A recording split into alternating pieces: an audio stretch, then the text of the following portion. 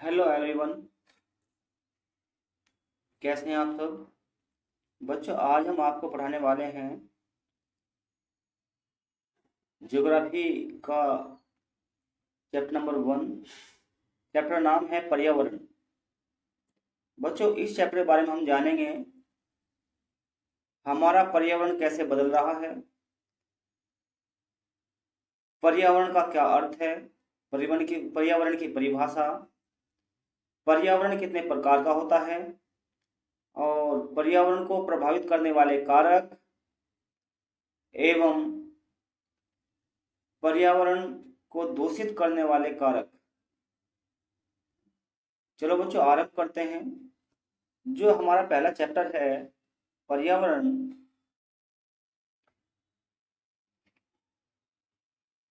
इसके बारे में आरंभ करते हैं। लंबी छुट्टियों के बाद जब रवि स्कूल जा रहा था तब उसने देखो एक बच्चा है, रवि नाम का बच्चा है, जो कि लंबी छुट्टी के बाद अपने स्कूल वापस जाता है और वो वहां पर देखता है कि जो वहां पर एक पार्क था, उस पार्क में जो है पहले जहां पर रंग बिरंगे फूल, तितलियां और जो विविधताओं से भरा हुआ जो पार्क था वो वहां पर नष्ट हो चुका होता है और वहां पर एक नई बिल्डिंग वहां पर बनाई जा रही थी। जब उसे पता लगता है कि यहाँ पर नई बिल्डिंग बन रही है तो उसकी आंखों में आंसू आ जाते हैं और वे सोचता है कि जो यहाँ पे रंग बिरंगे फूल थे और रंग बिरंगी तितलियां जो उड़ा करती थी और हमारा जो खेलने का मैदान है वो हमेशा के लिए नष्ट हो रहा है। अब इसके बारे में वह अपने सहपाठी से बताता है, अपने अध्यापक से बताता है और प्रधानाचार्य भी बड़ी उदासी के साथ जो परेड होती है, परेड में बताता है कि देखो कैसे हमारा पर्यावरण बदल रहा है, हमारा पर्यावरण कैसे नष्ट होता जा रहा है। तो इस पर जो है बड़े चिंतित होते हैं। अब कक्षा में पहुंचकर रवि ने अपने शिक्षक से पूछा पर्यावरण क्या है। देखो बच्चों, यहाँ से आपका क्वेश्चन बनता है पर्यावरण क्या है। तो पर्यावरण का क्या है, ये यहाँ से क्वेश्चन बनता है, इसका अर्थ आपको बताना है पर्यावरण क्या है। जो भी हमारे आसपास जो भी हमारे पास जो भी हमारे आसपास है, अर्थात जो भी हम अपने आसपास देखते हैं, अपने चारों ओर जो हम देखते हैं वही पर्यावरण है। ये पर्यावरण का अर्थ है बच्चों। हमारे आसपास जो भी कुछ वस्तु पदार्थ जो भी कुछ हमारे आसपास है, वायु है, जल है, वस्तुएं हैं, पर्वत है, पहाड़ है, तो ये सब क्या है? ये सब पर्यावरण है। यहाँ से आपके इस क्वेश्चन का अर्थ मिल जाता है। हमारे आसपास जो भी कुछ मौजूद है तो वो क्या है? वो पर्यावरण है। इसमें आगे चलते हैं। देखिए इसमें इसमें क्या आ जाएगा? पर्यावरण में पर्वत आ जाएगा, नदियां, पेड़, प्राणी, है ना, और ये सब आ जाएगा। मानव क्रिया आ जाएंगी, सड़क, कार, कपड़े, किताब आदि, ये सब इसमें आ जाएगा, पर्यावरण में आ जाएगा आपके। अब इसमें नेक्स्ट क्वेश्चन आपका बनेगा पर्यावरण के घटक। देखो बच्चों, बहुत मोस्ट इंपोर्टेंट क्वेश्चन यहाँ से बनता है आपका, पर्यावरण के घटक। भाई पर्यावरण के कौन कौन से घटक है? याद रखना बच्चों, पर्यावरण के 3 मुख्य घटक है और 3 मुख्य घटक में कौन कौन सा है? सबसे पहले होगा प्राकृतिक पर्यावरण। अब प्राकृतिक पर्यावरण क्या है? भाई जिस पर्यावरण का निर्माण प्रकृति के द्वारा किया गया, वे सभी प्राकृतिक वस्तु एवं पदार्थ, है ना, जिसका निर्माण प्रकृति के द्वारा किया गया है, नेचर के द्वारा किया गया है, वो पर्यावरण है। इसमें आपका आ जाएगा, इसमें स्थल मंडल आ जाएगा, इसमें वायुमंडल आ जाएगा, जल मंडल आ जाएगा और जैव मंडल आ जाएगा। अब इसमें बात करते हैं स्थल मंडल क्या है। अब यहाँ भी आपका एक क्वेश्चन बनता है, स्थल मंडल क्या है? भाई जो हमारी जो पृथ्वी है, पृथ्वी के ऊपरी भाग, जो ऊपरी जो प्रॉपर्टी का जो भाग है उस पर, है ना, पृथ्वी का ऊपरी जो कठोर सतह है, पृथ्वी की ऊपरी जो कठोर सतह है उसे हम स्थल मंडल कहते हैं। ठीक है। अब हम कहेंगे वायुमंडल। भाई वायुमंडल क्या है? और वायुमंडल क्या है? वायुमंडल हमारी जो पृथ्वी है, पृथ्वी के चारों ओर जो फैला हुआ है, चारों ओर जो वायु की जो पतली चादर है जो पृथ्वी के चारों ओर फैली हुई है, इसको हम क्या कहेंगे? इसको हम वायुमंडल कहते हैं। अब बात आती है जलमंडल। भाई क्वेश्चन आता है जलमंडल क्या है? जलमंडल क्या है? भाई पृथ्वी पर जो जलीय भाग है, पृथ्वी पर जो जल का भाग है, हमें पता है कि जो हमारी पृथ्वी है, पृथ्वी के 71% भाग पर क्या है? जल है। 71% भाग पर जल है। तो पृथ्वी पर जो जल का भाग है उसमें सागर, महासागर, नदियां, झीलें, ये सब इसमें आ जाएगा, तो ये जलमंडल कहलाता है। पृथ्वी पर जल का भाग जलमंडल कहलाता है। अब हम बात करेंगे भाई जैवमंडल क्या है। भाई जैवमंडल वह है जहां तक भी जीवन है, पृथ्वी पर जहां तक भी जीवन है, वो स्थल मंडल पर हो, वायुमंडल में हो या जलमंडल में हो। पृथ्वी पर जो जो पृथ्वी का एक वैसा भाग जहां पर जीवन है, जिसमें जीवन है, जैवमंडल कहलाता है। ठीक है, जहां पर सजीव जगत है। ठीक है, पेड़ पौधे, जीव जंतु, मानव। ठीक है, तो ये कहाँ पर रहते हैं, देखो कुछ वायु में भी रहते हैं, है ना, कुछ जीव जंतु, कुछ जो है जल में भी है, कुछ पृथ्वी की सतह पर भी है, तो वह भाग क्या कहलाएगा, जैवमंडल कहलाएगा। ये पृथ्वी का एक संकीर्ण भाग है। अब हम कहेंगे मानव निर्मित पर्यावरण। भाई मानव निर्मित पर्यावरण क्या है, ऐसा पर्यावरण जिसका निर्माण मानव के द्वारा किया गया है। ऐसा पर्यावरण जिसका निर्माण मानव के द्वारा किया गया है, मानव निर्मित पर्यावरण कहलाता है। इसमें मानव ने क्या क्या बनाया है, देखो इमारतें बनाई हैं, पार्क बनाए हैं, पुल बनाए हैं, सड़कें बनाई हैं, स्मारक बनाए हैं और उद्योग। तो ये सभी क्या है, मानव निर्मित पर्यावरण है। इसके साथ साथ आप books, copy, pencil, black board, building, ये सब इसमें आ जाएगा जिसका निर्माण मानव के द्वारा किया गया है। अब हम बात करते हैं मानव पर्यावरण की। देखिए जो मानव है, ये रहा, देखिए मानव। भाई मानव जो है, मानव में क्या है, अच्छा मानव पर्यावरण में क्या क्या आएगा, मानव में एक अकेला व्यक्ति आ गया, निजी व्यक्ति आ गया, फिर एक परिवार का निर्माण हुआ मानव के द्वारा, एक समुदाय, उसके बाद धर्म है, शैक्षिक गतिविधियां हैं और आर्थिक गतिविधियां हैं, राजनीतिक संस्थाएं वगैरह, ये सब आएंगे मानव में। तो बच्चों आपको याद हो गया होगा पर्यावरण के कितने घटक हैं, पर्यावरण के 3 घटक हैं, प्राकृतिक पर्यावरण, मानव निर्मित पर्यावरण और मानव। इसके बारे में आप अच्छे प्रकार से समझ गए होंगे। अब हम आगे चलेंगे। अब देखिए, अब इसमें ये कह रहा है कि जो है सजीवीय और अजीवीय कौन कौन से। पर सजीव आप सभी जानते हैं बच्चों, जिनमें जीवन है जैसे पेड़ पौधे जीव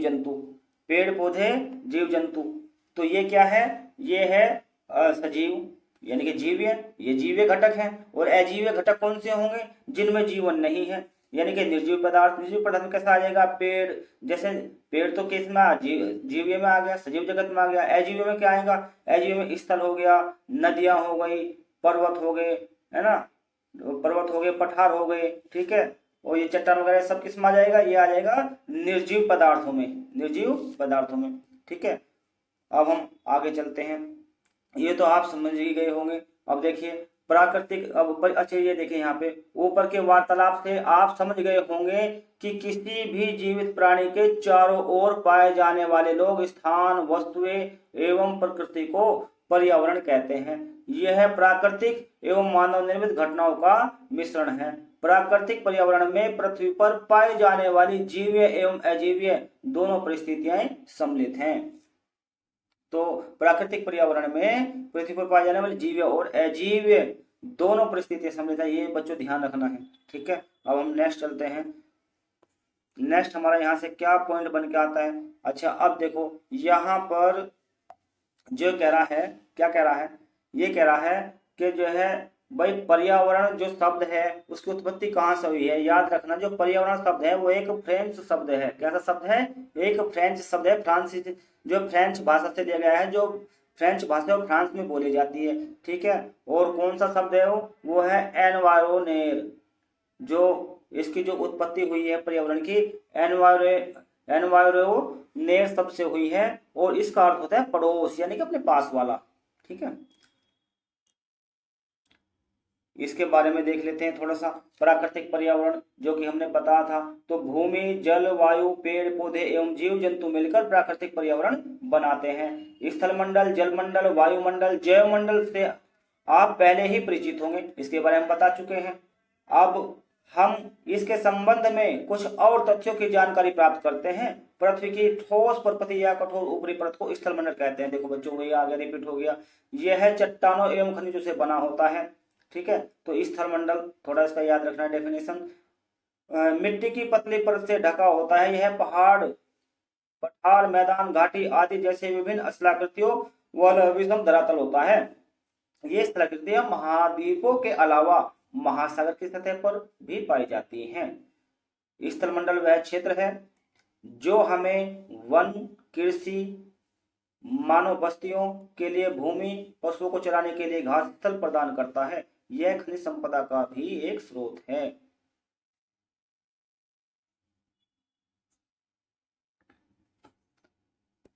देखो बच्चों, इनको देख लेते हैं। ये जैव मंडल हो गया आपका। जैव मंडल तीनों में, वायु में भी है, स्थल मंडल में भी और जल में भी है ना। तो जैव मंडल का विस्तार जो है तीनों जगह है, वायुमंडल में भी है, स्थल मंडल में भी और जल मंडल में भी है। ठीक है, ये जलीय भाग जल मंडल हो गया, स्थल का भाग स्थल मंडल हो गया, और वायु का भाग, ये वायु का भाग वायुमंडल हो गया। ठीक है, अब हम आगे चलते हैं, इसको देख लेते हैं। जल के क्षेत्र को जलमंडल कहते हैं। जल के विभिन्न स्रोतों जैसे नदी, झील, समुद्र, महासागर आदि जैसे विभिन्न जलाशय से मिलकर बनता है। यह प्राणियों के लिए आवश्यक है ना। पृथ्वी के चारों ओर फैली वायु की पतली परत को वायुमंडल कहते हैं। यहाँ से आपका बच्चों क्वेश्चन बनता है, वायुमंडल किसे कहते हैं। यदि क्वेश्चन आता है वायुमंडल किसे कहते हैं, तो आपको लिखना होगा पृथ्वी के चारों ओर फैली वायु की परत को वायुमंडल कहते हैं। पृथ्वी का गुरुत्वाकर्षण बल अपने चारों ओर के वायुमंडल को थामे रखता है। यह सूर्य की झुलसाने वाली गर्मी या हानिकारक किरणों से हमें रक्षा करता है। देखो वायुमंडल का काम क्या है, यह सूर्य से जो तेज गर्मी आती है या हानिकारक जो किरणें आती हैं सूर्य की, उसको कंट्रोल करता है, और कंट्रोल करके ही हमारे तक ये उसको आने देता है। तो हमारी रक्षा करता है, किससे, सूर्य की तेज झुलसाने वाली गर्मी से हमारी रक्षा करता है। कौन करता है, वायुमंडल करता है ना। अब देखिए, अब आगे हम पढ़ेंगे इसमें।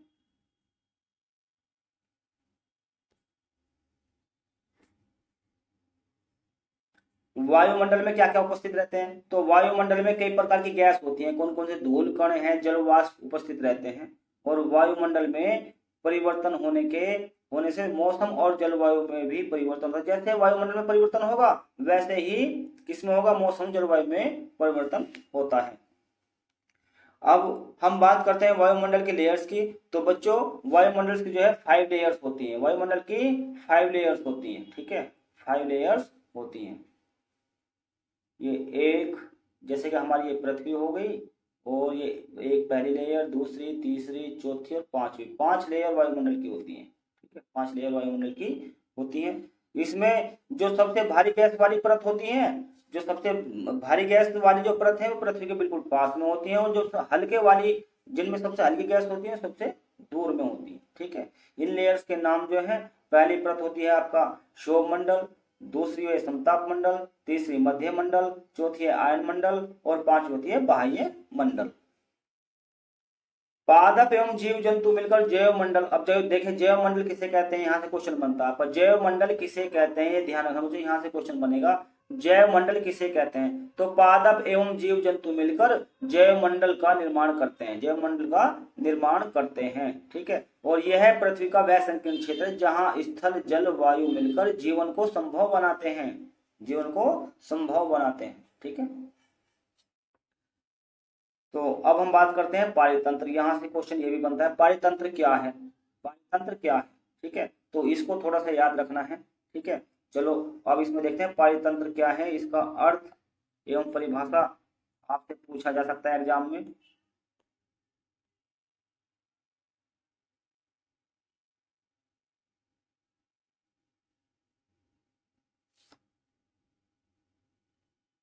इसको देख लीजिए, इसका अर्थ, सभी पेड़ पौधे, जीव जंतु एवं मानव अपने आसपास के पर्यावरण पर आश्रित होते हैं। वे एक दूसरे पर भी आश्रित हैं, क्योंकि जो जीव जंतु हैं, पेड़ पौधे हैं, वे सब अपनी अपनी आवश्यकताओं के लिए एक दूसरे पर आश्रित होते हैं। जैसे कि जो पेड़ पौधे हैं, वे मनुष्य से, अब जीव जो जंतु होते हैं, उनसे क्या लेते हैं, उनसे कार्बन डाइऑक्साइड ग्रहण करते हैं, और बदले में क्या देते हैं उनको, ऑक्सीजन। तो दोनों को जो है, दोनों की आवश्यकताएं पूरी हो रही है। ठीक है, तो सभी जीव जंतु एक दूसरे की आवश्यकताओं के लिए एक दूसरे पर आश्रित रहते हैं। ठीक है, जीवधारियों का आपसी एवं अपने आसपास के पर्यावरण के बीच का संबंध ही पारितंत्र का निर्माण करता है। देखो फिर समझ लीजिए, सभी पेड़ पौधे एवं जीव जंतु अपनी आवश्यकताओं के लिए एक दूसरे पर आश्रित रहते हैं, और जीवधारियों का अपने एवं अपने आसपास के पर्यावरण के बीच का संबंध ही पारितंत्र का निर्माण करता है, यानी कि पारितंत्र कहलाता है। ठीक है, ये यहाँ तक आपका अर्थ बन जाता है इसका पारितंत्र। पारितंत्र क्या है, यहाँ से आपका ये आंसर मिलेगा। पारितंत्र क्या है, तो ये पारितंत्र का अर्थ हो गया, उसकी परिभाषा हो गई। ठीक है। अधिक वर्षा वाले वन, घासस्थल, रेगिस्तान, पर्वत, झील, नदी, महासागर एवं छोटे से ताल का भी एक पारितंत्र हो सकता है, क्योंकि उसमें भी अनेक जीव जंतु होंगे। ठीक है। जो जितना बड़ा क्षेत्र होगा, जितना ज्यादा संवेदनशील क्षेत्र होगा, वहां पर जितने जीव जंतु की प्रजातियां ज्यादा है, वो उतना ही बड़ा पारितंत्र होता है। और जहां पर जीव जंतु पेड़ पौधों की बहुत कम तादाद होती है, कम संख्या होती है, तो वो उतना ही छोटा पारितंत्र होता है। क्या आपको लगता है जिस पार्क में रवि एवं उसके मित्र खेलते थे वह भी एक पारितंत्र बनाता था? बिल्कुल बनाता था, वह भी पारितंत्र बनाता था। चलो नेक्स्ट देखिए। अब यहाँ इसमें देख लीजिए, ये देखो उसने दिया है वस्तु विनिमय पद्धति। भाई वस्तु विनिमय पद्धति होती क्या है?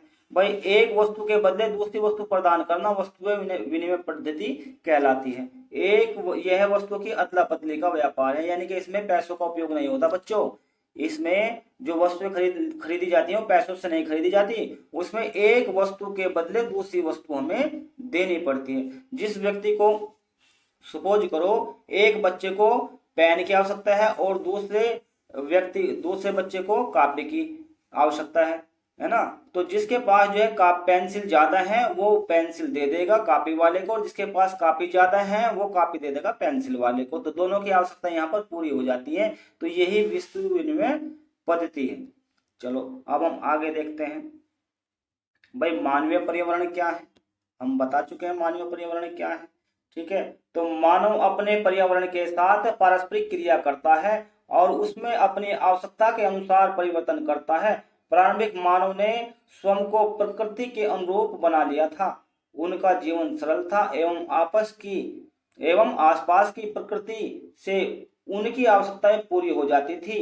समय के साथ कई प्रकार की आवश्यकताएं बढ़ी हैं। भाई जैसे जैसे समय बढ़ता गया और मानव की आवश्यकताएं बढ़ती चली गई, और अपनी आवश्यकताओं की पूर्ति के लिए उसने क्या किया, उसने पर्यावरण को नुकसान पहुंचा। ठीक है। पर्यावरण के साथ छेड़छाड़ की और इसके साथ साथ उसका पर्यावरण बिगड़ता चला गया।